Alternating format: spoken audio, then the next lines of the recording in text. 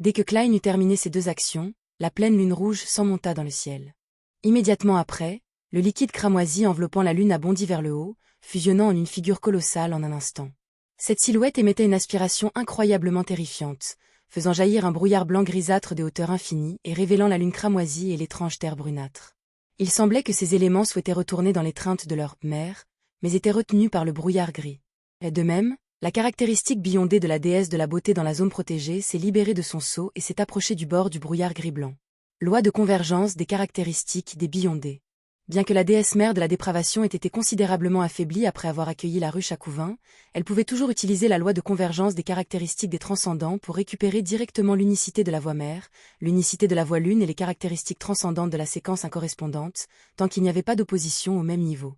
Profitant de la concentration de la déesse mère de la dépravation sur la récupération de ses possessions, le seigneur des mystères Klein leva le sceau sur tout le continent occidental, provoquant la disparition brusque du brouillard blanc grisâtre. Maintenant, seuls 5 observateurs des Séphiros, le maître céleste, le saint moine et 3 autres restaient sur le continent occidental. Ils ne craignaient pas la dispersion naturelle du pouvoir de la déesse mère de la dépravation ni le symbolisme qui l'accompagnait.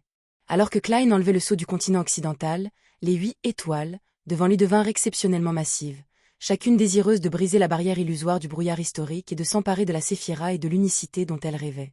Cette vue a suscité un sentiment de désespoir et de peur à la fois chez le dieu de la vapeur et des machines, Stiano, et chez le dieu de la connaissance et de la sagesse, Erabergen. Ils pouvaient ressentir concrètement l'aura oppressante émanant des grands vieux dominateurs. À ce moment, la voix de Klein résonna dans leurs esprits. Il y a encore une chance. Les dieux se tournèrent instinctivement vers Klein et virent le seigneur des mystères, vêtu d'un trench coat noir, ganté de cuir foncé et tenant une canne incrustée d'étoiles, entouré d'un brouillard blanc grisâtre. Portant le poids de l'histoire, il a franchi la barrière illusoire pour affronter les 8 grands êtres dominateurs aussi vastes que des étoiles. Le dieu de la connaissance et de la sagesse, Erabergen, a compris que « il y a encore une chance » de Klein s'adressait à eux et aux archanges. Après que Klein se soit complètement réveillé et soit devenu le véritable seigneur des mystères, les Beyondés en dessous de la séquence 1 et les humains ordinaires n'étaient plus en danger. Si la situation devenait vraiment intenable, Klein pourrait abandonner les caractéristiques des Séphiros, des unicités et des Beyondés de la séquence 1 et conduire l'ensemble de la population de race normale de la planète vers une limite éloignée et habitable de l'univers. En l'absence de conflit d'intérêts ou de désirs instinctifs, aucun grand vieux dominateur ne s'opposerait volontairement au Seigneur des mystères. Mais pour des dieux comme Erabergen et les archanges en dehors du chemin des mystères, l'évasion était impossible. Même s'ils abaissaient leur statut, permettant aux avatars de fuir, leurs avatars seraient probablement corrompus une fois que leurs corps principaux seraient dévorés par les grands anciens dominateurs. Il n'y aurait aucun moyen de conservation. C'était probablement leur dernière chance. Réalisant que le Seigneur des mystères ne pouvait pas retenir longtemps les 8 divinités extérieures, Erabergen tourna son regard vers le monde réel, vers les zones protégées. Un liquide de pur chaos, englobant toutes les couleurs et possibilités, s'était infiltré, fusionnant en une croix massive. Sur cette croix était suspendue une figure entièrement formée de lumière rayonnante, avec une tête qui conservait une forme humaine ornée d'une épaisse barbe d'or pâle. Une longue ombre à 5 têtes traînait derrière lui, tandis qu'un soleil doré planait tranquillement derrière sa tête. La silhouette ouvrit les yeux, révélant une paire d'iris dorés clairs, semblables à ceux d'un nourrisson.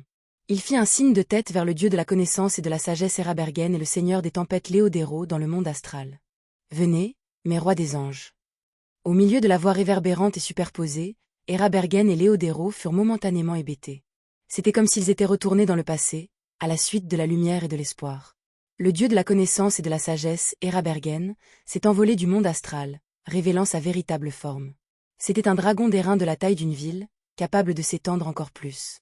Le corps du dragon ressemblait à une tour souple et pliable composée de livres épais et illusoires, chacun portant un œil en laiton. Plus on se rapprochait de la tête du dragon, plus les couches de livres et d'yeux devenaient sombres et inquiétantes. Au front du dragon, un œil vertical en laiton presque noir s'ouvrit, fixant la croix et la silhouette dessus. Le dragon d'airain s'enflamma soudainement, enveloppé de flammes informes et incolores et d'un feu noir et surnaturel. Traînant son corps allongé et sa queue flamboyante, le dragon se précipita vers la silhouette sur le croix. À ce moment-là, le dieu de la connaissance et de la sagesse, Erabergen, choisit l'autodestruction et fusionna avec Grisha Adam. Ce n'était pas une très bonne chose, cela avait des conséquences désastreuses. Grisha Adam luttait toujours contre la volonté du dieu primordial tout-puissant et était désavantagé, sans aucune chance de devenir l'omnipotent et l'omniscient. À court terme, la conscience résiduelle d'Erabergen aiderait Grisha Adam à résister au dieu tout-puissant primordial, formant ainsi un nouvel équilibre fragile. Cela permettrait à Grisha Adam de mieux contrôler le corps et de fournir une protection plus forte aux zones protégées après que les grands anciens dominateurs aient brisé la barrière, garantissant qu'elle reste intacte par le pouvoir et la corruption des divinités extérieures jusqu'à ce que le Seigneur des Mystères Klein saisisse l'opportunité de transférer tout le monde pendant le chaos. À long terme, cependant, intégrer le caractère unique de la voix de la Tour Blanche à ce moment améliorerait la volonté et l'esprit du Dieu Tout-Puissant primordial, accélérant son rétablissement, désavantageant considérablement Grisha Adam dans leur lutte. Dans la zone protégée, Hera Bergen, vêtue d'une robe blanche unie ornée de fils de laiton, leva les yeux vers le ciel et soupira profondément. Dans le monde astral, le seigneur des tempêtes, Léodéro, est apparu sous forme humaine. Un homme sévère d'âge moyen vêtu d'une armure noire et brandissant un trident. Il jeta un coup d'œil au continent occidental, éclairé par le clair de lune écarlate, dont l'entrée était scellée, et renifla en direction de la déesse de la nuit éternelle, Amanise, et du dieu de la vapeur et des machines, Stiano. La tempête ne se détruira pas toute seule. Il ne se rendra pas non plus. Des crépitements ont éclaté alors que le roi des cieux, l'empereur des mers, le seigneur de la calamité et le dieu des tempêtes se sont transformés en couches d'éclairs en boules enchevêtrées. Il descendit du monde astral à une vitesse proche de la lumière, directement vers la lune cramoisie et la silhouette colossale. La tempête a illuminé le ciel, illuminant le monde entier. Dans l'espace de conscience boum. Lumian et le dragon malveillant ont tous deux entendu ce battement de cœur particulier. Le premier étant gravement endommagé, les visages atténués de Chic et Tudor redevinrent clairs, et son visage central de vortex chaotique commença à tourner plus rapidement. Pendant ce temps, les deux têtes latérales du dragon cherchaient instinctivement à fusionner mais étaient bloquées par la bouche de Lumian et son propre chaos. Tête. Maintenant. Profitant de l'instant, Lumian, sous sa forme colossale, avala de force le corps noir de fer du dragon. Sous cette influence, la belle tête qui tentait de fusionner avec son autre moitié cessa de résister et fusionna avec les visages d'Aurore et de Jenna. Cela a ramené les empreintes du passé d'Aurore et de Jenna laissées dans le miroir, qui a rapidement réparé les fragments correspondants de leurs âmes. Lumian a pleinement accueilli le dragon malveillant. Immédiatement, il sentit un torrent de folie, de férocité et d'intentions destructrices se déchaîner en lui. Ceux-ci ont été partiellement absorbés par le visage chaotique du vortex, partiellement attirés par la conscience persistante des intégrateurs de la cité de Calamity Dao, et partiellement supprimés par les volontés combinées de Lumian, Aurore et Jenna. Des deux côtés du corps de Lumian, des renflements ont commencé à se former et à se tordre rapidement, chacun se transformant en un nouveau corps. Ces nouveaux corps étaient reliés à sa chair originelle, étroitement collés, et partiellement fusionnés. À droite se trouvait une silhouette purement féminine vêtue d'une robe blanche sacrée, ses mains laiteuses et éthérées. Sa tête présentait Aurore à l'avant et Jenna à l'arrière, capable de tourner librement dans n'importe quelle direction, sans retenue par un coup.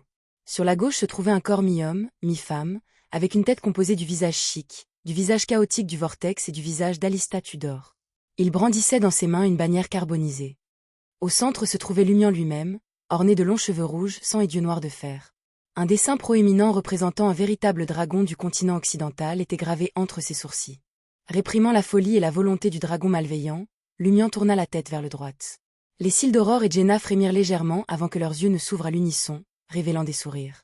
Lumian expira soudainement, un mélange de soulagement, d'émotion et de regret dans son esprit alors qu'il communiquait par télépathie. Il est vraiment possible de ressusciter, de cette façon. Malheureusement, cela ne durera pas plus de quelques minutes. Lumian voulait dire que l'équilibre de son corps ne tiendrait pas plus de quelques minutes. Cet équilibre reposait sur l'état affaibli de la conscience et de la volonté du dragon malveillant. Une fois le dragon malveillant récupéré, l'équilibre s'effondrerait inévitablement. Les deux types d'unicité dans son corps actuel étaient étroitement liés au créateur originel en miroir, contrebalancé par le visage vortex chaotique correspondant au Dieu tout-puissant primordial. Ce trio de forces maintenait un équilibre délicat.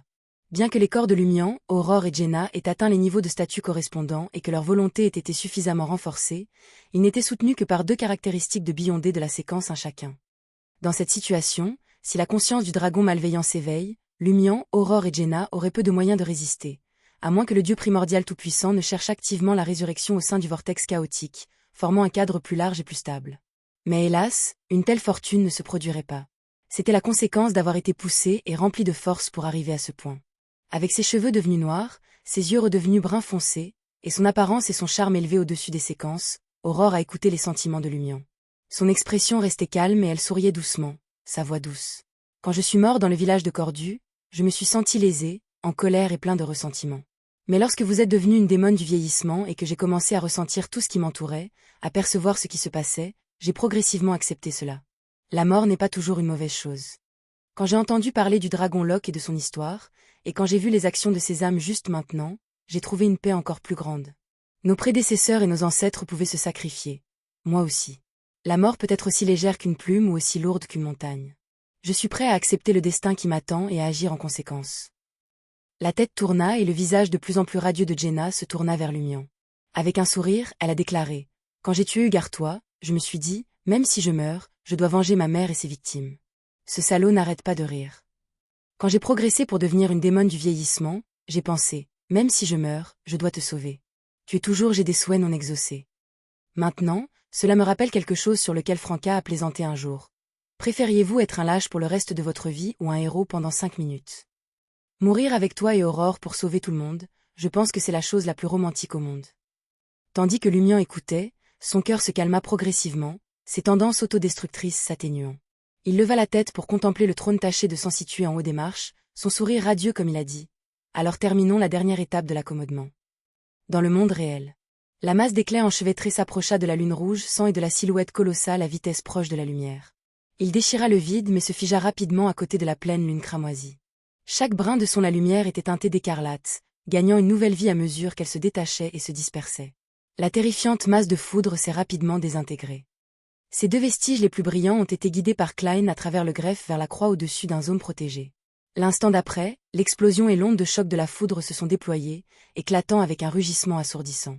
La lumière naturelle de la lune cramoisie s'est brisée et s'est dissipée, révélant une brèche dans le monde astral. La déesse de la nuit éternelle, Amanise, tenant dans ses mains un ornement doré en forme d'oiseau, s'avança, laissant une seule remarque au dieu de la vapeur et des machines, Stiano. C'est à notre tour de mettre nos vies en jeu. Le dieu de la vapeur et des machines, Stiano, était sur le point de le suivre lorsqu'il sentit soudain quelque chose et tourna son regard vers les hauteurs du monde réel. Un météore pourpre profond est apparu inexplicablement, traînant une longue queue de flamme alors qu'il plongeait vers la lune rouge sang et la silhouette colossale. Le ciel et le monde entier ont été engloutis par un feu cramoisi. En l'an 1360, alors que juillet touchait à ses derniers jours, une pluie cramoisie tomba du ciel.